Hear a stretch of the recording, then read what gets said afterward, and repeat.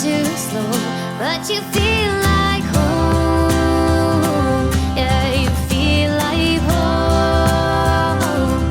And where you run, I will follow, 'cause you feel like home.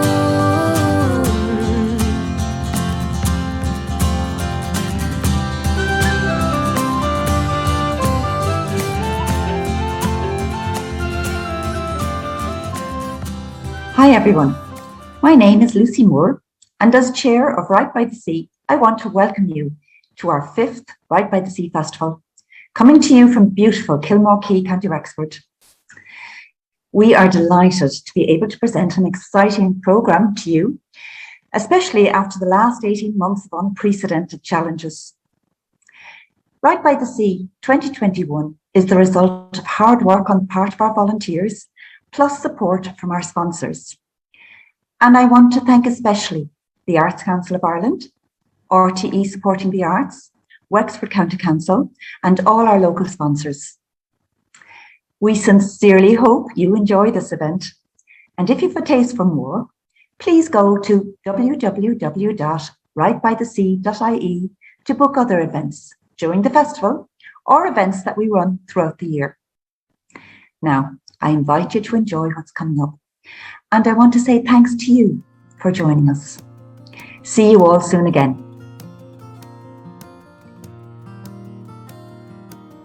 Hi, my name is Ronan Doyle. I am the owner of Mace here in Kilmore Quay. I've been in business since October 2019. The store was formerly owned by the Brady family. We cater for all customer needs here in Kilmore. We've got a deli, we've got off-license, we're a mini supermarket.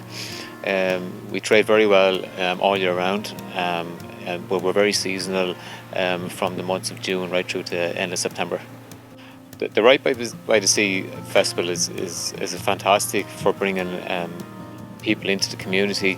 And other festivals as well throughout the year when they happen. It brings people from all walks of life into Kilmore, and it helps business and all local businesses tremendously for that period of time while the festival is on.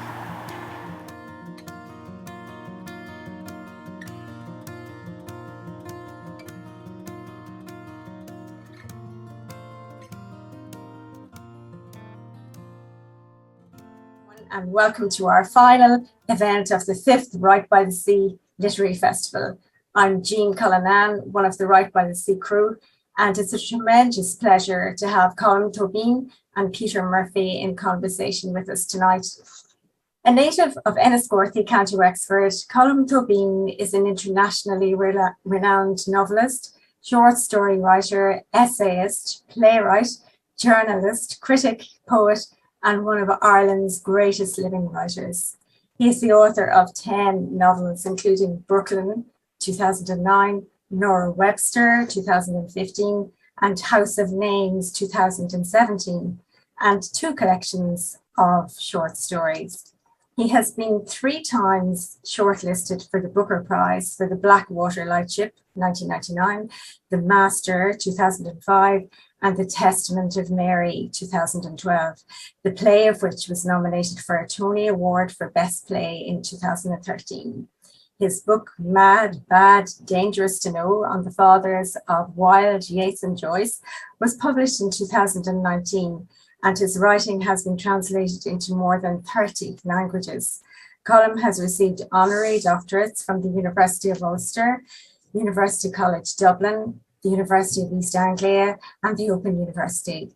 He's currently a contributing editor at the London Review of Books and Mellon Professor of Humanities at Columbia University in New York, dividing his time between homes in Dublin, New York, and Los Angeles.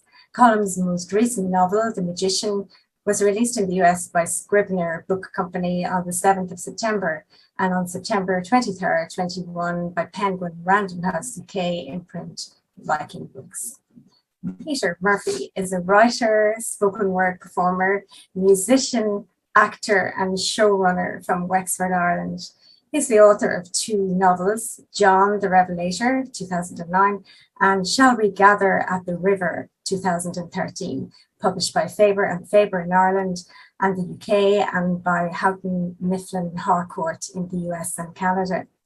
Peter's journalism and non-fiction has appeared in Rolling Stone, The Guardian, The Irish Times, Hot Press, and Huffington Post.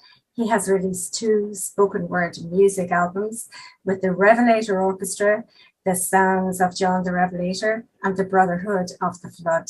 He currently performs live with Cursed Murphy versus the Resistance, whose eponymous first album was released in 2020. So sit back, relax, and enjoy how this conversation unfolds. Professor, you're very welcome. Thank you. Where on the planet are you now, and what are you doing there? I'm in Los Angeles. I'm writing a long piece about Hemingway, and I'm just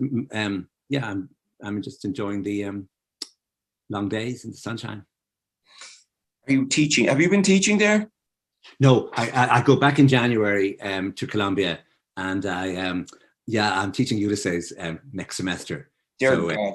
it's sort of daunting, but it's very exciting because these are undergraduates and they're completely new to Ireland. You know, you have to explain Parnell. You know, and but they're you know, so it's but they've joined up for this, so it's it'll be exciting. It'll be great. They asked for it, in other words. Yeah. Have you taught Ulysses before? I have. I did it just as the pandemic was descending on us. I was right in the middle. I was in Wandering Rocks or somewhere. And, you know, so, yeah, I've done it once before. And you have to move, you know, you've got only one semester, it's 14 weeks. So you have to sort of move fast. And if you get into large theories of, you know, you sort of miss the point. You've got to move on. Mm-hmm. And it becomes, the more attention you pay to the book, the more interesting it becomes, and the more rich, and the more sort of the more pleasure you get from it, really. And so I'm looking forward to that. I remember asking Tobias Wolff this once because he had some distinguished students. He had George Saunders, and he had the writer who wrote Almost Moon. But anyway, I asked him, you know, could he spot the great ones in his classroom? And he said to me, or the ones with potential, the ones who would go on to do something. And he said no, because he had no mechanism by which to recognize stubbornness. I wonder, can you spot the ones at 100 yards who may actually go on to distinguish themselves? I don't teach creative writing anymore. I teach in the English department. And that's funny because sometimes you can see the one who's going to become a lawyer. You can see the one who's going to Wall Street, because this is often what they do from in America. They come to Columbia for 3 or 4 years to do, you know, to have a nice time and read books. And then the parents get all serious. You've got to find something to do with your life to make some money. But when I taught creative writing, yes, you could sometimes with the first paragraph. And Toby Wolff is absolutely right that twice it's happened to me that a student who was as good as anyone will ever be, aged, you know, 23, 24, who could write a marvelous short story, just didn't care enough, didn't bother, wasn't ambitious enough, wanted to have a life. And one of them is interested in beekeeping and has a baby, and I get all sorts of messages about beekeeping and babies. And I keep writing back to say, yeah, I know about beekeeping, it's great, and your baby, but could you just finish the book? But in other cases, I've seen stubbornness. I've seen it. I know what it looks like on that day where someone brings in a story or the beginning of a novel, and you can see from them. It's rare, but I have one really good example where I could tell that this young man was really going to follow this, and so he did. So the terrible problem is that the next story is often, you realize from the beginning, from the moment you read it, whatever is missing cannot be replaced. Mm-hmm. You can't teach this. And you often have somebody who's devoting 2 or 3 years sometimes to becoming a creative writer who doesn't have it. And it's funny watching that, because there's nothing you can do sometimes, nothing. I've seen this in musicians where almost they're too gifted, or the gift has come to them too easily. Yeah, the happiness, happy. You watch them with a light step. You think that light step will be the end of you. So does teaching something like Ulysses or Henry James or the Bronte sisters or Hemingway or whomever, does it have a direct impact on your work? I think it does, in that the more you live in language, the more you become adept, or you get a sort of fluency. So you can get a fluency from writing, but I think but writing really is reading. In other words, you read the previous sentence to write the next one. The next one is a response to the previous one. And you're working with a tone and you're holding it. But it isn't just a blankly writing. It's reading over a paragraph, realizing the next paragraph needs something different. And so the more you're involved with language, the more you're there with it, the more you're going to get from it. And I suppose what's extraordinary about Ulysses is the constant way that style takes over, over character. And also, he doesn't give in to style. You know, a lot of the time, Bloom's thoughts are in these clipped little sentences. But the thing about these clipped little sentences is they're accurate. They're emotionally accurate when he's thinking about something. The thought seems right. The next thought seems to really move into areas of specificity. In other words, specificity, that he's only involved in this particular thought. He has an inability to generalize, but then when he does generalize, it's often very original. So, but you're not watching a performance of style, but you're watching a performance around accuracy, emotional accuracy, and a sort of way thoughts grow and move. And so it's terribly interesting, even if you're not involved, as I'm not involved, in great parodies of style and great sort of, oceans of competing systems of narrative, that even if you're not involved in that, you can learn a lot from just the slow building of the mind of Bloom from a lot of small, accurate observations that he makes. I guess connected to this idea and moving more into your own career, you have often adopted a sort of stewardship role for emerging writers, myself included. And I wonder where that enters into your philosophy. Do you think this is almost part of an honor system for a writer? No, I don't. I mean, I think if you developed a theory about it, you become really pompous. It's really important that you don't do that. So in other words, you just respond to the moment. In other words, if someone's there and they have a first book, or if you read something you really like, then you just respond, and it's as simple as that. And if you move that into some other area, and developed a sort of large name for it, and thought just my role, I think it could become an awful aegis, And so no, it's just a simple response. That I really like books, and having something new. I mean, there's a joke. It's not a great joke, but and it has to remember it was a joke. With John McGahern, I don't know if this ever happened, but someone in Faber in London is meant to have said to him, there are a lot of young Irish writers starting, and he's meant to have said, "I'm trusting you now to stamp all that out." I don't know if this story is true, but I mean, he would have meant it ironically. But you respond to the moment. The Flannery O'Connor had a great quote, I think, about creative writing classes at university. She said they've stifled many a bestseller. She said they're a good thing. Our subject today, our general theme, when we were sort of casting around for some sort of uniting idea that we could hang a conversation on, I volunteered the idea, or the word mythologies. I was thinking particularly of House of Names and the Testament of Mary, of your work. Do you have a memory of archetypal stories that struck you when you were a kid, whether they were classical myths or folkloric tales or even fireside tales? I think the Children of Lir, for me and maybe for many people, really had extraordinary resonance. Just that idea of being turned into a swan, and of 900 years, and of all the cold, the descriptions of the cold and their wings getting stuck by ice to rock, but all of them being held together by this sort of golden chain, and always knowing that they would return. And that also happens, I think, with, with, I think, the story of St. Patrick, of him coming back the second time, and of him beginning to convert to the Fianna. And there's a story I used to love where he has a staff, St. Patrick, and one of the Fianna is about to be baptized. And by accident, he sticks the staff right down through the man's foot. And the man doesn't flinch. And St. Patrick says, "What's wrong with you? You didn't say anything." "Oh, I thought I was part of the baptism." I know why I like this so much. But I think all those stories, and the Irish stories, and then, of course, later, once you learned about Oedipus, who got to marry his mother, he got to what? And that was an interesting story.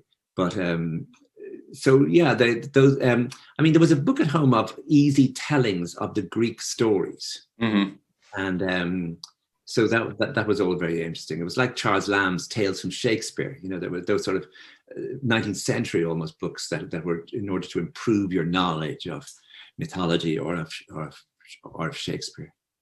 I was always struck by the Tír na nÓg, by Oisin coming back from Tír na nÓg. Yeah, which is very like the 900 years, the Tír na nÓg thing. That eventually, when you come back, this idea of being wizened. Yeah, the word wizened, but that, of course, happens in the film Lost Horizon, as well. The Shangri-La story. Yes, people in the Himalayas find there's this place, and then, of course, when they come out of it years later, they're wizened. Also, they're old. So that obviously is a big thing in mythology. The idea of years passing and eternal youth, and then you walk out of the comfort zone into the world, and the world brings you back to the age you actually were. This is a very powerful image, isn't it? Well, not to get too far off the path, but it seems to have a very modern resonance in terms of, it rhymes with the Orpheus myth, the idea of don't look back. If you live in the past. I do hate people. I really do hate people who quote the German poet Rilke, or R-I-L-K, because they're always talking nonsense, and they quote some long thing, and it always sounds impenetrable. But he has an amazing poem, and it was Nuala of Whelon who said it to me one day, that when her father died, she just couldn't deal with it, that the pain and the loss, and that's this poem, which is the Orpheus poem he wrote, which is that as she's following him, Orpheus, Eurydice, he's taking her up out of the depths back into the world, and all he has to do is not look behind. And but she is so filled with her own death. The experience of dying has filled her so much. And he gives various metaphors and similes for this, that she doesn't really know why she's going. And then he does look behind, and she has to turn back. And all she remembers is that something or other had happened. And I love that idea of getting a myth and playing with it. That it isn't as though that it isn't as though she's following him out of deep love and deep need. She's been in another world, and the other world has mattered to her. And so Rilke, for once, you can quote Rilke saying that this is a lovely way of telling that story, where it's not as simple as we thought it was. That he is leading her, but the word her has changed. And she's so filled with her own great death. And so all those stories are there for us to be told again. I think what one gets from House of Names and the harrowing crucifixion scene in the Testament of Mary is the same sense that we get from Medea all the way up to Macbeth and Blood Meridian up to today's news headlines, are that violence and savagery are innate to our species. They're not an aberration. We often act as if that this is a shocking thing or somehow out of our nature, and the awful truth is it's innate in us, and these stories are not for the faint. These are dark books, both these books. Yes, I mean, if you listen, I mean, I think if you just take something like the American removal from Afghanistan, and you get 13 soldiers were killed in that explosion. I mean, many civilians were, but 13 soldiers. Mhm. And then the Americans decided to retaliate by sending a drone down that sort of kills a family, including all these children. You get this sort of strained, mindless savagery from, proxy bombs, from drone bombs, and from suicide bombers. So all of that was really on my mind, especially if you began to study what was happening in Northern Ireland as atrocity and retaliation for atrocity. Sometimes things happened outside that loop, but often it was, if there are 3 Catholics killed, watch it, there are going to be 4 Protestants killed. Reprisals. But it's sort of a spiral of violence. And so I've sort of, House of Names attempts to deal with that using the story of the House of Atreus, where Clytemnestra, I mean, there really is a possibility at one point that this family will be happy. I mean, there's no one saying they can't be. But once he's in this problem that every politician is in, certainly Obama was in it all the time, that in order to do what you need to do, you're going to do something wrong, and there isn't a choice. And this is Obama with, for example, his drone policy, that he did do a lot of droning, which is the most extraordinary idea of the bomb coming from above the clouds in the very moment you're not thinking about bombs. Anyway, so yes, he sacrifices his daughter for the winds to change. His wife has to be betrayed and fooled for this to happen. And she plans this extraordinary retaliation against him. And in turn, her son plans this extraordinary retaliation against her. What interested me as well was that the son is arrested, and we don't know where he was before he returned. We know that in order to murder his mother, he has to return. He has been somewhere. He's a young man. We don't know where he's been. Now, that's a gift if you're a writer, because you suddenly realize that you have a whole section in the middle of the book where you can tell from your side where you think he might have been. Mm-hmm. And, that we're in, one of the things I was using in where he went, because he was kidnapped and he was taken to this sort of place where all these boys are being held. They've been taken from their families and held. And of course, the minute you start working, you move from the mythology you're thinking about back into day-to-day experience, the things you remember.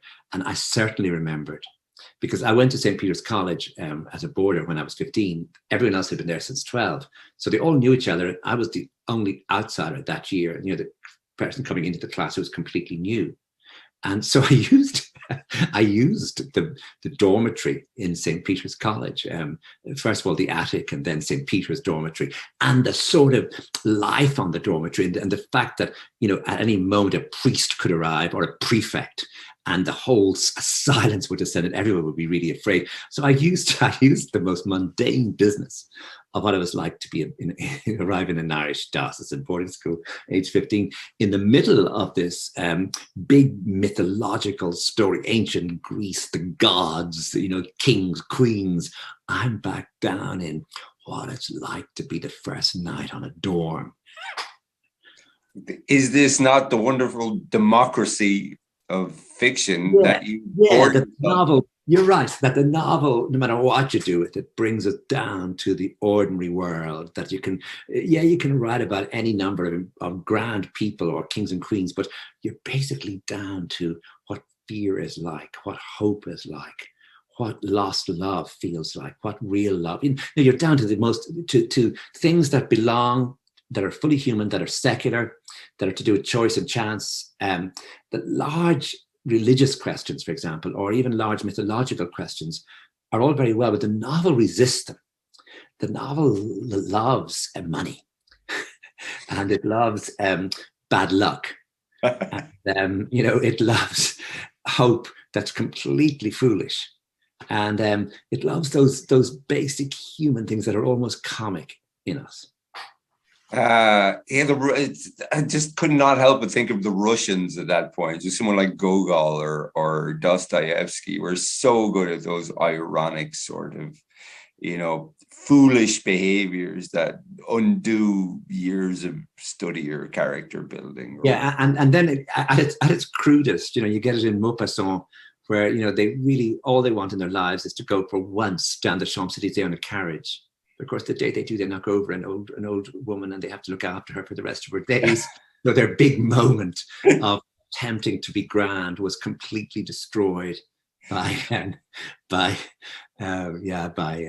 just their own. Yeah.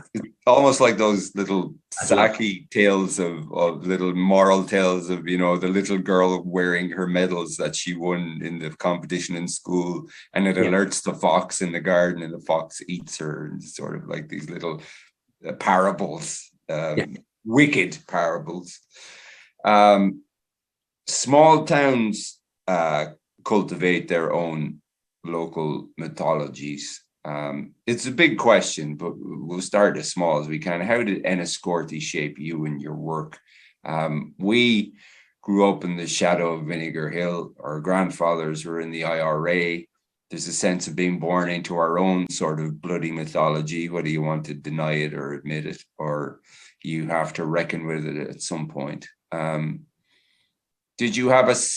what point did you have a sense of that lineage when you were coming in? I think that it's almost like that idea of the revolutionary past in Enniscorthy is almost like Joyce in Dublin. That if people, outsiders, would think, oh, you live in Dublin, you must think about Joyce all the time. You think, yeah. How does he ever do? But when I do, it's great. But I don't, like, if I'm going to the dentist, I think about that. Going to the bank, I think about money. But so too with Enniscorthy, that those large things, the Vinegar Hill, the ballads, 1916, 1798, yeah, they're there. But what's much more there is the intimacy of the town, is the way in which, if you start at, say, if you start at St. John's, just say, or the top of Munster Hill, and you walk in an absolutely straight line to the Market Square, and then you have a big choice, and you go down Slaney Street, and say you cross the bridge, and say you go into Temple Shannon, just that walk, and I think anyone who knows Wexford Town, like Billy Roach's Wexford Town, the main street, you just start at the bottom of the main street and you go to the top of it. And that walk of who you meet, what you think about, what you remember, what you notice, and the sort of general atmosphere. I'm not talking about the revolutionary thing. I'm talking about just the nowness of it, the present tense of it. It is really rich because of the size of the town. And you could pass someone and you could think, I know where her mother is buried, because it's near a grave that we have. I wonder if there's another place in that grave that's where she'll be. Or I wonder if they're going to make a new grave in the place, across the road where the new graves are. And you could have a thought, I know what happened to her. She was at a dance. Or was it her sister? The time she was at the dance and she went outside and vomited, and I was standing outside smoking and I saw her. You could just go through as you're passing each person. You could just go, well, not necessarily each person, but every so often you see someone and a little memory will come. You pass a house, you think, that house, so-and-so lived in that house. I remember her sister, I wonder where she went, And so you're working as a novelist almost, and a whole lot of things are coming to you. On the other hand, it is interesting that it was in Enniscorthy that the 1916 rebellion happened, outside Dublin. That there was enough energy going on, there was enough need for change, there was enough organization going on to make that happen in Enniscorthy.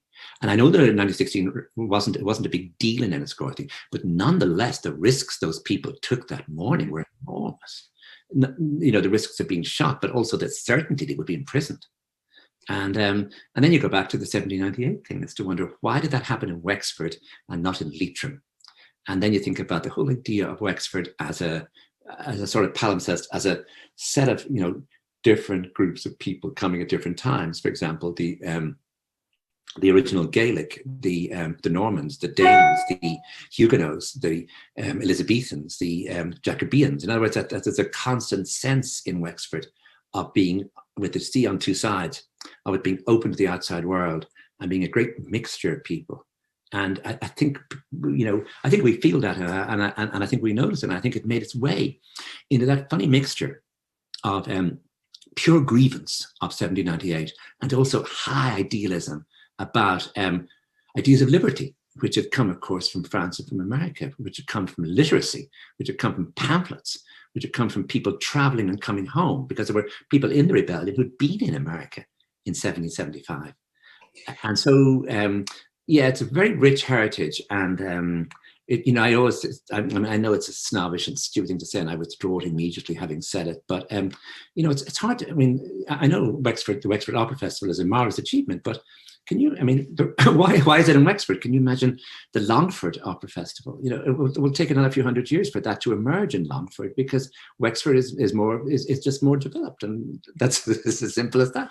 Well, my sense of it is it's something innately to do with the nature of a port town being a portal, and a certain openness that you wouldn't get somewhere else. And I lived in Dublin for 17, 18 years, and I've found and loved it, and had an amazing artistic community. But I found the artistic community in Wexford and in fact the county to be more daring, more risk-taking, more avant-garde in its strange way than in the capital city, or in Cork or Galway, in fact.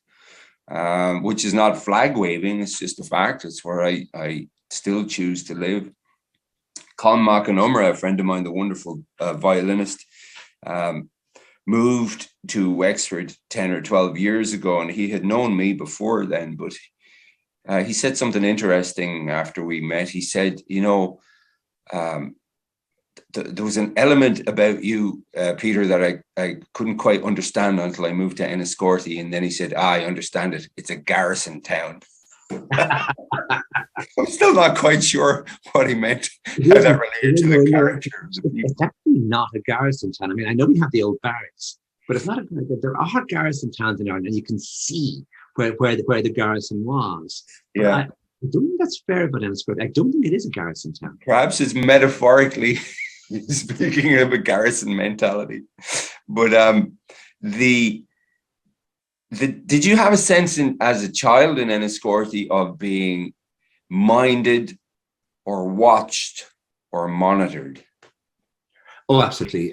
My father was a teacher, and my uncle was a journalist on the Enniscorthy Echo. Yeah. And my aunt worked in the county hall in Wexford, and another aunt worked in Davis's Mills in the office. And so there was a house in Munster Hill, which I could call in at any time, a house in Boring Hill I could call in at any time.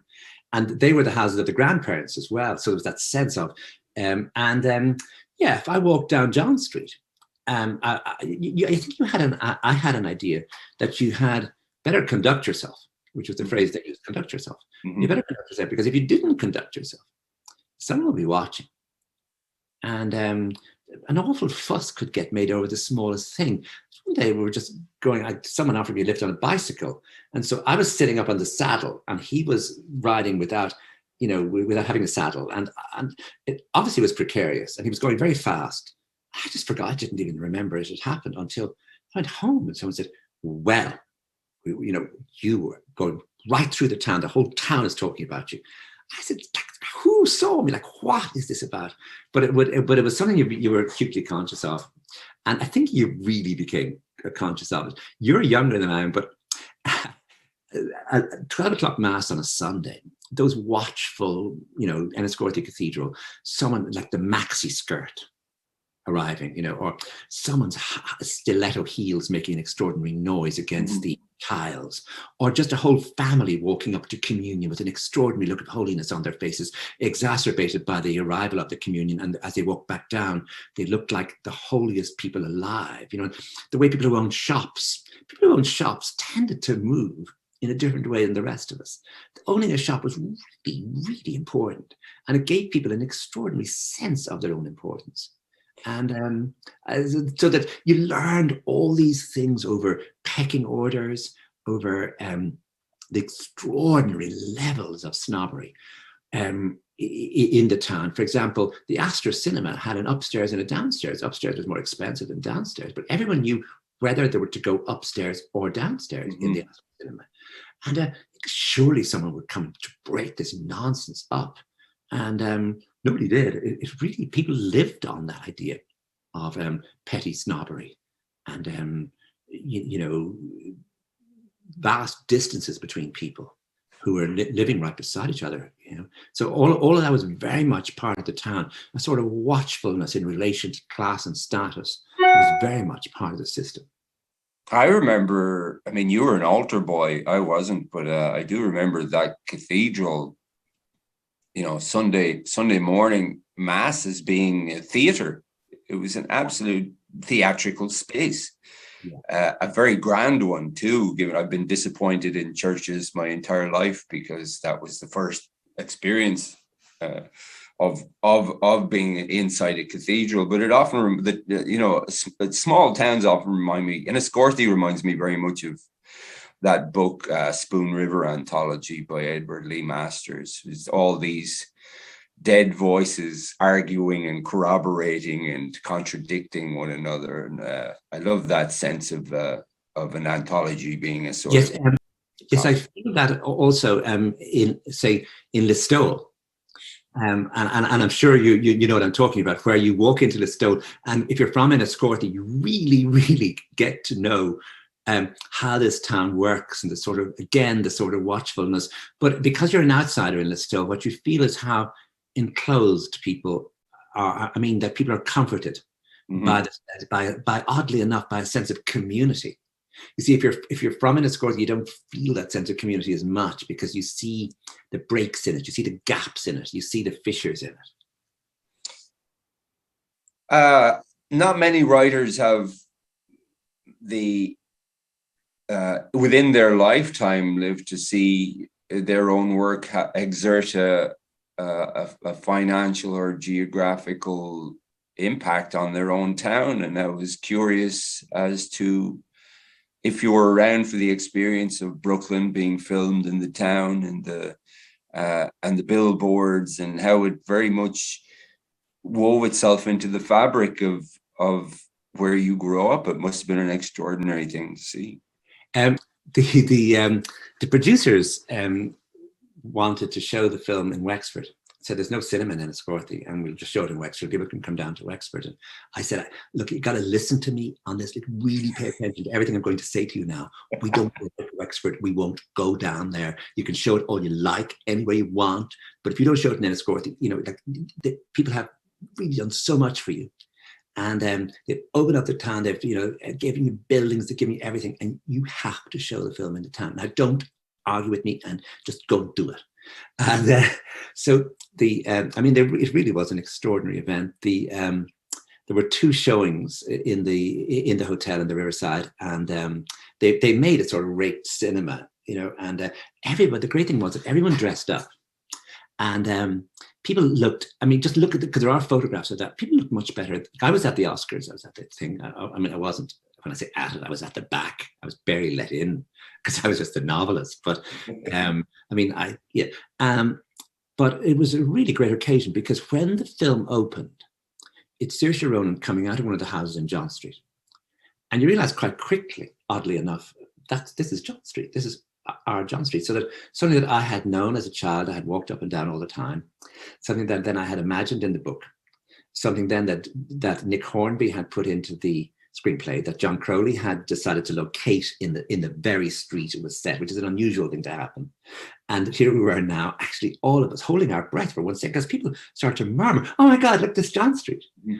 And that circle was just lovely. It was just, and afterwards the thing stayed open.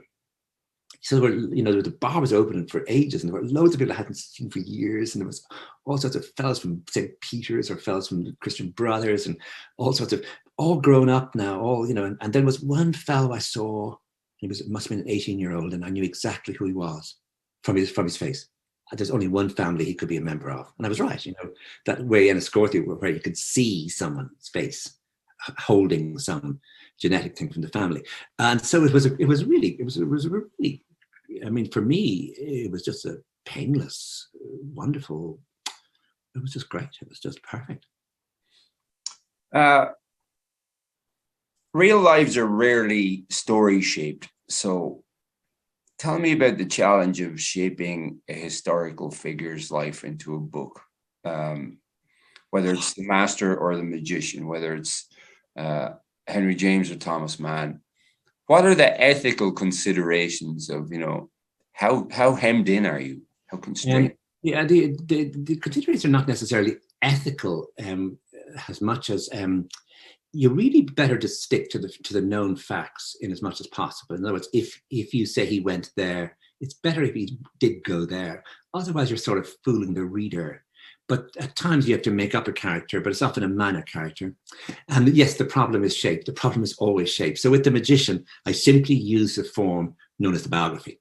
In other words, chronologically moving all the time from A, B, C, D, E, F, along from more or less from a moment in childhood to a moment just a month before he dies. So it's 80 years, and it moves in that very, very formal way. So it could look like a biography, except that what I'm doing is I'm working with emotion.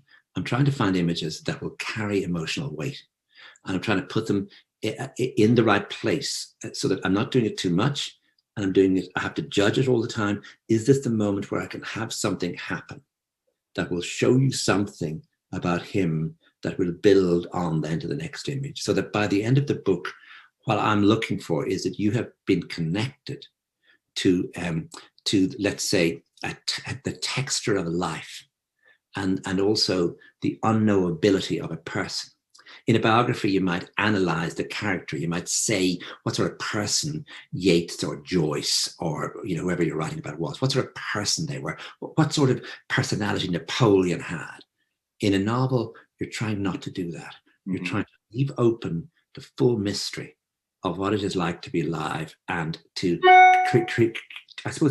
create enough space where that mystery seems to mean more than if you were merely analyzing, describing, or attempting to pin down a character. So you're leaving an enormous amount open. And but the problem, as you say, you identify the problem is it isn't an arc. That no life is an arc,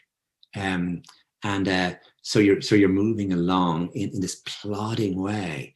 I should say the magician is more plodding in that way than the master, where I tried to find 3 or 4 years of Henry James's life and sort of play with them, go flashback. That couldn't be done with Thomas Mann, because you can't flashback the First World War. You just can't do it. It's too big. It's too imposing. You can't flashback the big German exile, Hitler. So that it really had to move solidly in I suppose, a much duller and more plodding way in order to even attempt to succeed. But it is lovely, when this is over, realizing that you can go back to the day job, which is the arc, which is something begins down here and you're building up towards an actual high moment where a choice is made, or something unlucky occurs, or something very lucky, and you watch then that moving back down.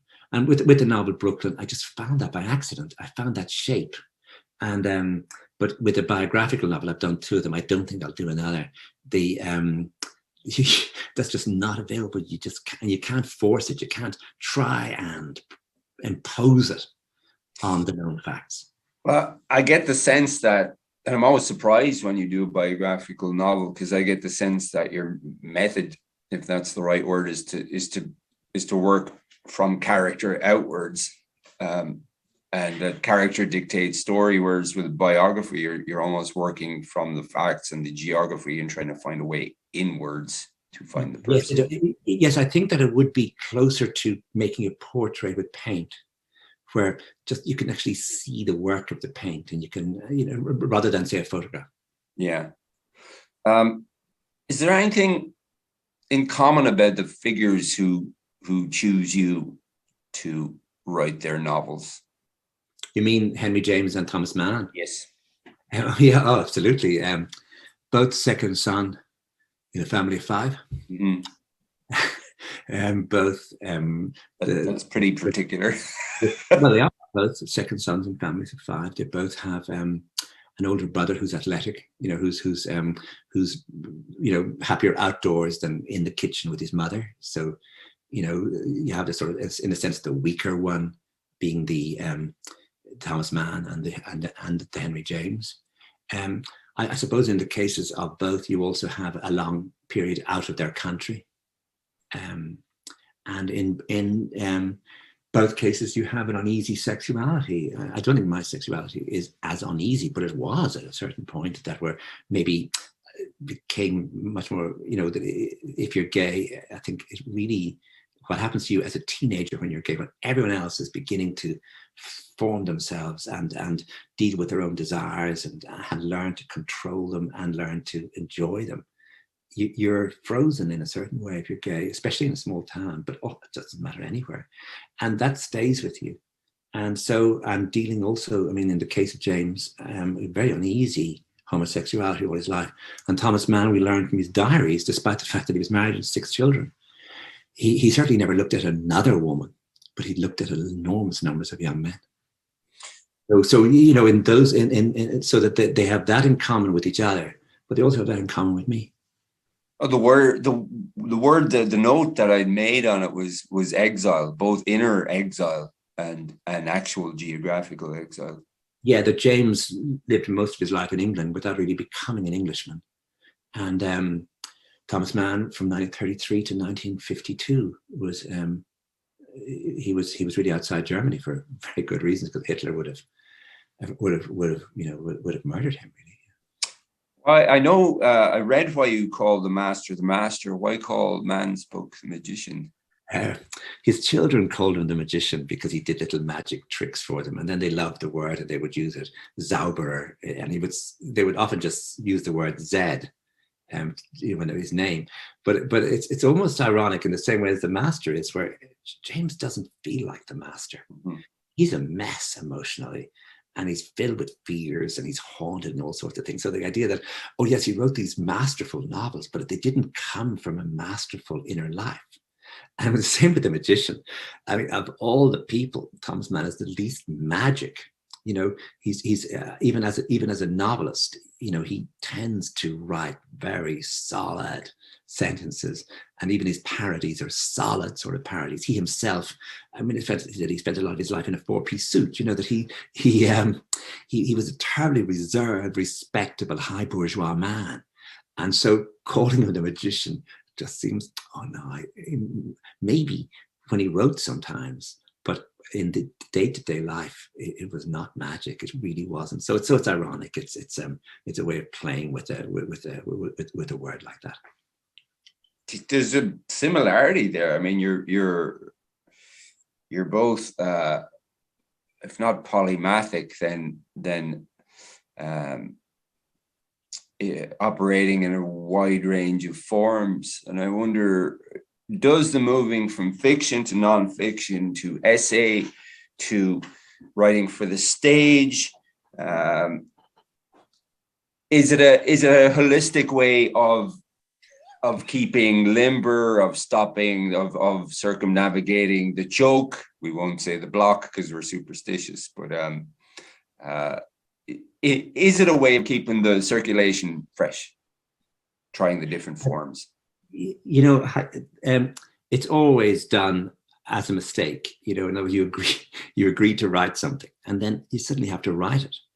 This morning, I got an email from someone reminding me of something I promised to do ages ago, and saying, "Well, that'll be, we'll really need it by the end of next week, or at the latest the week after." I said, "Oh my Lord, that it was going to ruin the next 2 weeks." And it's going to be done as an emergency. So everything is almost an emergency. So I wish I had a lovely theory to tell you, yes, the reason I write essays and book reviews, and the reason I write plays, and the reason that I wrote, say, The Testament of Mary was, I had a conversation with someone and they asked me, and it looked like a good idea that night.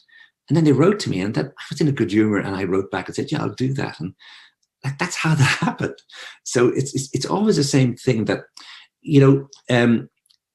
there's a 4th volume just come out of the big biography of Picasso that John Richards had been working on. And this is the period of Guernica. And it's then leading up to the Second World War. And someone asked me if I'd like to write about it. And, I really do want to write about it. I want to find out all about it. I want to, read all the books about Picasso to know what was he doing on those days. But the thing is, that's going to take, it's already taken about 2 weeks, but it's going to take more time and more time. All because of a stupid thing I said one day when I was enthusiastic about it. Mm. It's a big difference between waking in the morning and, feeling just nothing is worth anything, and being high at night over just being feeling buzzy. And I don't even drink anymore, but I don't mean, being drunk or anything, but I just mean being excited by life. And I'm never excited by life in the morning early. And I make stupid decisions to do things, and then I have to do them. And so, I mean, I wish I could tell you this was enriching and that it made my life, and that, it's just a mess. I had an alarming realization some years ago when, I've observed people putting on theatrical productions, or even in my own work, the realization that nobody ever cruises home in a marathon.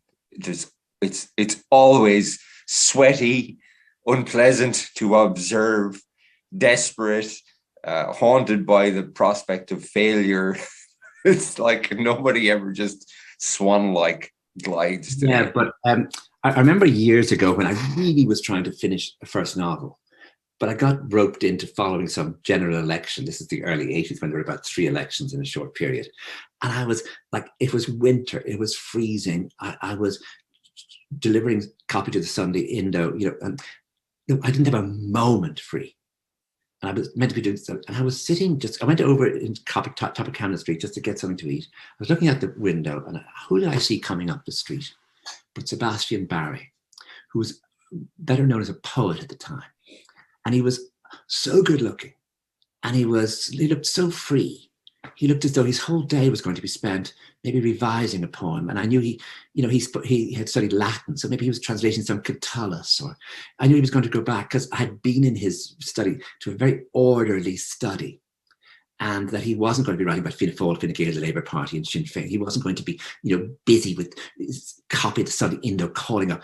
None of that was going to happen to him. He was going to have a good day. I remember feeling so envious, feelings, I want to be him so badly. I want to stop all this mess and just become a pure poet and just walk the streets like Stephen Dedalus or Sebastian Barry, or someone serious about their art, rather than me, sort of hack. And I had a big self-hatred feast and envy feast, and all those bad things you shouldn't ever feel that day. And that's not 40 years ago, but it feels like yesterday. Do you still get the monkey voice? Do you still get the pangs of jealousy? Do you still get insecurity? I mean, read a paragraph and hiss. Look, in the pandemic, suddenly all the things that I'd ever wanted came to be.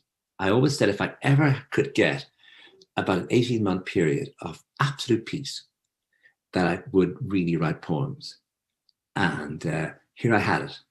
And every evening at around 7 o'clock, an idea would occur to me, some memory, some thought, even a line.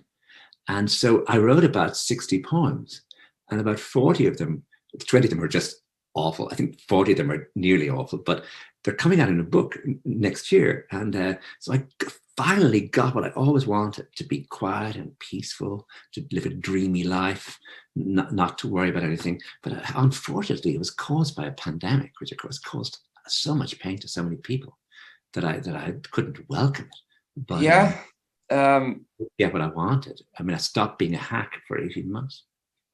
There were obviously the pandemic was catastrophic in so many ways, but I've also spoken to a lot of people who were released from a horrendous treadmill of stress and working poverty, and it actually, not the pandemic itself, but some of the side effects turned out to be very positive. I wonder, you're committing to that long-held ambition. You wrote a very long, incredibly honest piece in the London Review of Books about your season in the underworld, dealing with a fairly life-changing sickness. I wonder, you were quite honest in that about dealing with testicular cancer, and that, there's no noble suffering, there's no Zen-like moment of grace that comes out of this. In many cases, it's just banal sitting on the sofa staring into space.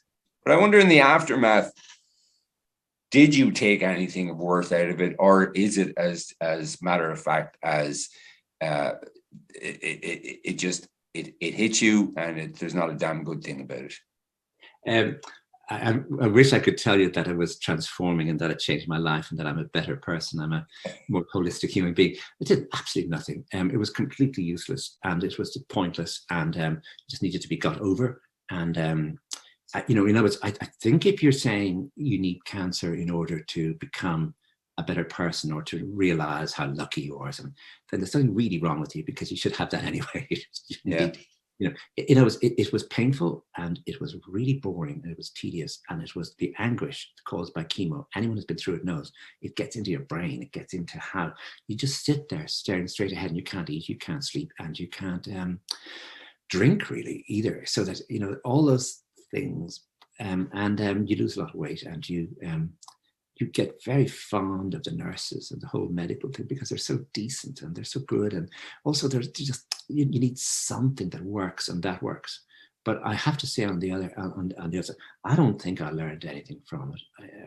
I really don't think it improved me or did anything. It was just a tremendous waste of time. And luckily, the medical thing worked. Great progress has been made, and we should be grateful for that. I am grateful for that, but I can't tell you that, as a survivor of cancer, I suddenly am part of a club of people who saw a light. I didn't see a light. I just got really, really fed up.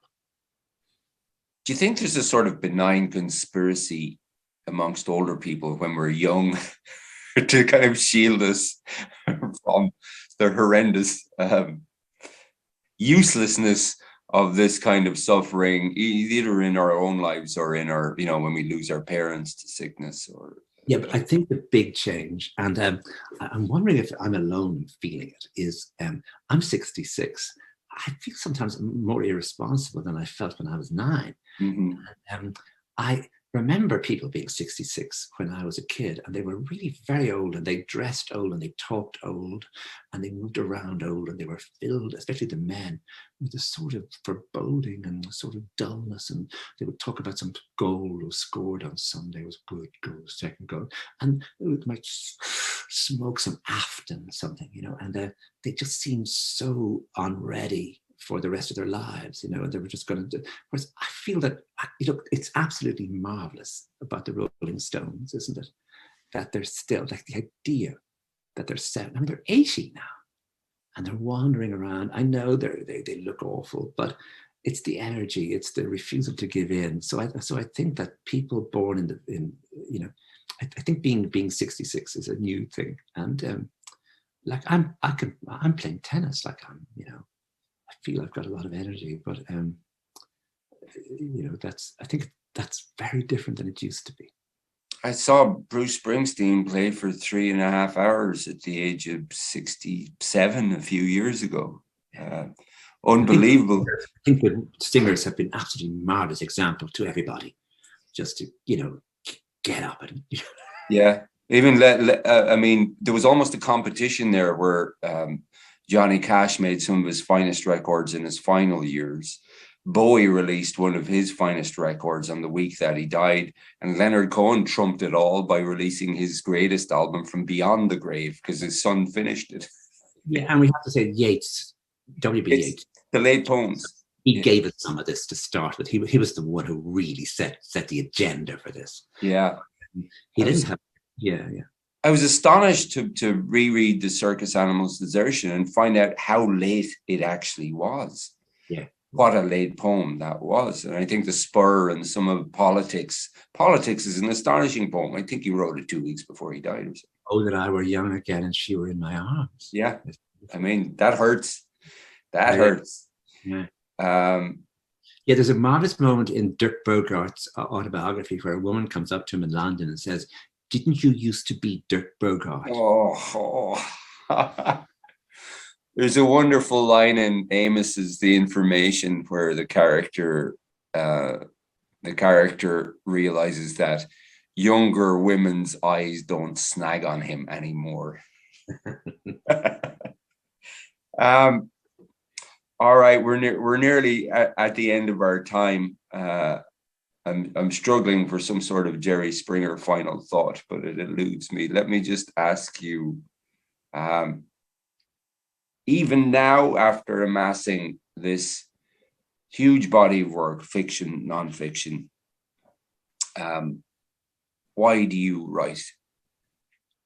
Oh, I think something occurs to you, and you have a choice depending on the sort of person you are, as whether you want to finish it or not.